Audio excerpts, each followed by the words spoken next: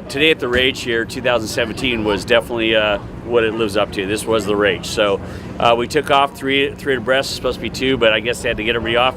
And they had some nice moguls out in the front, and I watched Robbie Gordon a couple lanes in front of me stand on its nose, and so they were pretty big out here at the start. So we got going and got in the Rage with everybody else and passing people and dust, and no one could see. And unfortunately, someone got hurt, rollover off the start, so we had to restart the whole deal. And then another mishap. So I just hope everybody's okay. That's the important thing. We're all a band of brothers out here, and just that's the important thing. Everybody's okay. But all in all, it's just a great event. It's disappointing that the thing got called off, but the race director, CJ, and them, I'm sure, do the right thing.